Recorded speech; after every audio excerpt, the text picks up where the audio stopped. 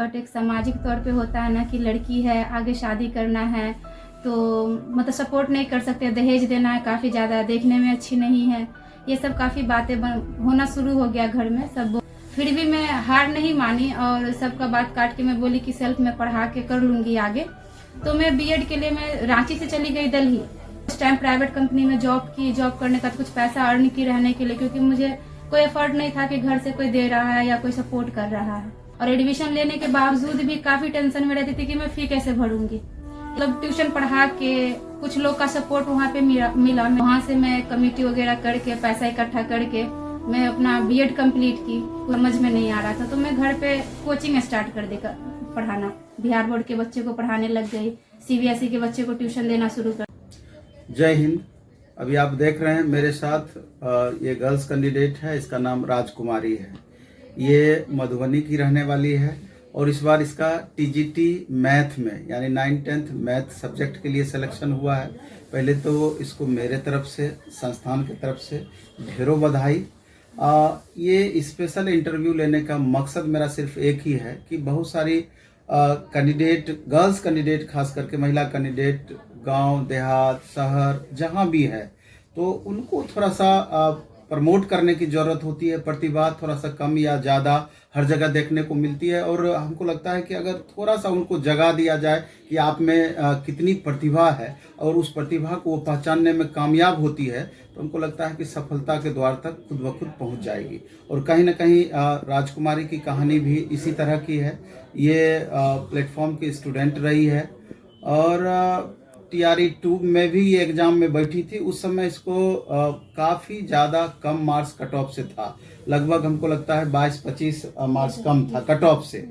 और लगातार मेहनत करके खुद में इम्प्रूवमेंट ला करके और एक शेड्यूल वे में मेहनत करके अपनी कमियों को पहचानते हुए अंतिम में सफलता को प्राप्त की। तो स्वाभाविक है कि और थोड़ा सा आर्थिक कठिनाई इसके साथ हमेशा से बना हुआ रहा वो वैसी परिस्थिति।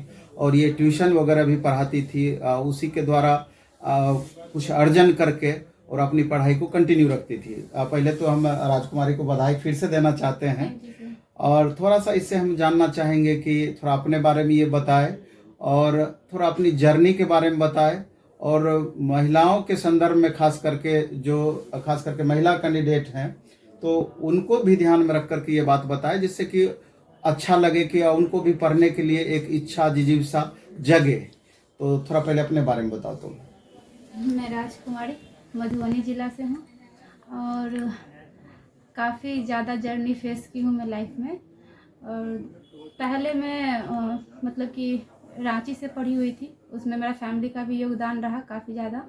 बट एक सामाजिक तौर पे होता है ना कि लड़की है, आगे शादी करना है तो मतलब सपोर्ट नहीं कर सकते, दहेज देना है काफ़ी ज़्यादा, देखने में अच्छी नहीं है, ये सब काफ़ी बातें होना शुरू हो गया घर में। सब बोले कि ठीक है तुम घर आ जाओ, शादी कर देते हैं, हमसे सक्षम नहीं है, हम नहीं कर पाएंगे, कि दहेज भी देना है काफ़ी ज़्यादा। ये सब घर में बातें होने लग गई। फिर भी मैं हार नहीं मानी और सबका बात काट के मैं बोली कि सेल्फ में पढ़ा के कर लूँगी आगे। तो मैं बीएड के लिए मैं रांची से चली गई दिल्ली गई और वहाँ जाके मैं कुछ टाइम प्राइवेट कंपनी में जॉब करने का कुछ पैसा अर्न की रहने के लिए, क्योंकि मुझे कोई एफर्ट नहीं था कि घर से कोई दे रहा है या कोई सपोर्ट कर रहा है। तो फिर मैं काफ़ी मतलब प्रॉब्लम फेस की थी मैं दिल्ली में रह के। फिर कुछ पैसा मुझे जब अर्न की तो मैं बीएड का एडमिशन ली वहाँ पे। और एडमिशन लेने के बावजूद भी काफ़ी टेंशन में रहती थी कि मैं फ़ी कैसे भरूंगी। 1,35,000 मेरा फ़ी रहा वहाँ पे। फिर भी मैं वहाँ पे मतलब ट्यूशन पढ़ा के कुछ लोग का सपोर्ट वहाँ पे मिला मेरे। वहाँ से मैं कमेटी वगैरह करके पैसा इकट्ठा करके मैं अपना बीएड कंप्लीट की। कुछ टाइम बाद लॉकडाउन आ गया। लॉकडाउन आने के बाद मैं घर आ गई। घर आने के बाद अब करूँ तो करूँ क्या, कुछ समझ में नहीं आ रहा था तो मैं घर पे कोचिंग स्टार्ट कर दी पढ़ाना। बिहार बोर्ड के बच्चे को पढ़ाने लग गई, सीबीएसई के बच्चे को ट्यूशन देना शुरू कर दी। इस सब से थोड़ा बहुत पैसा आना शुरू हो गया। तो उसके बाद सीटेट में दी, मेरा बीएड कंप्लीट हो गया। सीटेट की मैं घर रह के। उसके बाद आगे का हुआ कि मुझे दरभंगा, मेरी दीदी लोग रहती थी तो दरभंगा आना था। तो वहाँ पे भी है कि घर से कोई हेल्प नहीं है, तैयारी करना है, कैसे करें। फिर उसके बाद कुछ लोग सजेस्ट किए कि ऑनलाइन क्लास ले लो। तो सर के बारे में, प्लेटफॉर्म के बारे में पता चला कि मैं पूछी कि कौन से मतलब ऑनलाइन में अच्छे हैं। मुझे तो कोई आइडिया था नहीं। तो फिर प्लेटफॉर्म सर के बारे में पता चला, फिर मैं ऑनलाइन क्लास ली अमरजीत सर का, और मैं TRE2 से सर का कंटिन्यू क्लास की। क्लास करने के बाद मैं टेस्ट पता की दरभंगा में, क्योंकि मैं जिस जगह से थी वहाँ पे कोई सुविधा नहीं था। तो फिर मैं अपनी दीदी के पास आके रहने लगी। वहाँ पे भी मैं रेंट में रूम ली, फिर वहाँ पे भी कोचिंग स्टार्ट की, केंद्रीय विद्यालय के बच्चों को पढ़ाना शुरू कर दी। वहाँ पे पढ़ाते पढ़ाते उसके बाद वहीं पे पता की रह के कि कहाँ पे टेस्ट है, तो पता चला प्लेटफॉर्म का टेस्ट चलता है वहाँ वीकली, सैटरडे संडे। तो फिर मैं वहाँ पे टेस्ट ज्वाइन करके टेस्ट देना शुरू की। फिर सर का सेट लेके पर डे प्रैक्टिस करती थी रूम पे, फुल टेस्ट। और ये काफ़ी बेहतर है कि महिला कहीं कमज़ोर नहीं है, आत्मनिर्भर बनिए और खुद पे डिपेंड रहिए, किसी और पे नहीं। ये नहीं कि फैमिली ये कर रहा है वो कर रहा है, समाज ये, मतलब बहुत ताना सुनने को मिलता है, लेकिन खुद पे विश्वास रखिए और खुद से काम करिए तो काफ़ी बेहतर होगा। और मैं पढ़ाने के साथ साथ टाइम निकाल के खुद भी पढ़ती थी, काफ़ी मेहनत करती थी। जब TRE2 में मेरा सिलेक्शन छूटा 22-23 नंबर से, मैं काफ़ी अपसेट हो चुकी थी, अब मैं कैसे करूं। फिर भी मैं थोड़ा सा पढ़ाने का शेड्यूल थोड़ा कम की कि जितना मेरा खर्च है उतना निकल जाए। और उसके बाद मैं तैयारी कंटिन्यू रखी, सर का टेस्ट ज्वाइन की। और इसमें अमरजीत सर का, नवीन सर का काफ़ी योगदान रहा कि हर एक चीज़ प्रोवाइड, मतलब ऑनलाइन में भी बच्चों का सुविधा अच्छा दिए हुए हैं कि आप ऑनलाइन टेस्ट ले सकते हैं, घर बैठे आप टेस्ट लगा सकते हैं। अब तो सर 40 मार्क्स का भी कर दिए हैं, उस टाइम में नहीं था। मैं बहुत बार कॉल करके सर को बोलती थी यार कि सर ऑनलाइन में 40 मार्क्स का पर डे का टेस्ट डालिए, तो वैसा था नहीं। वीकली टेस्ट देते थे, फिर प्लेटफॉर्म का ही सेट भी लगाते थे रूम पे पर डे। और सर लोग का भी काफ़ी योगदान रहा और मेहनत भी मैं काफ़ी की। महिलाएं कहीं से भी कमज़ोर नहीं होती है।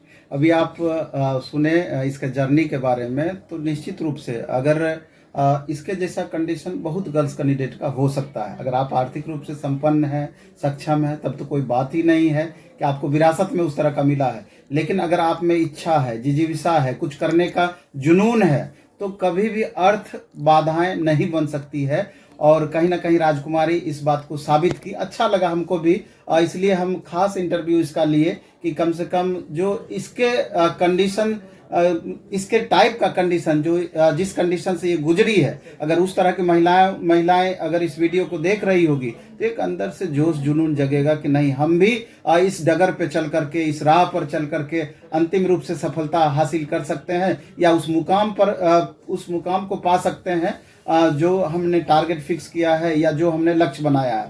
तो निश्चय ही प्रेरणादायक ये इंटरव्यू रहा। उम्मीद करते हैं कि ये इंटरव्यू आपको जरूर पसंद आएगी, और संभव होगा तो आप कमेंट भी इस पर करिए। धन्यवाद।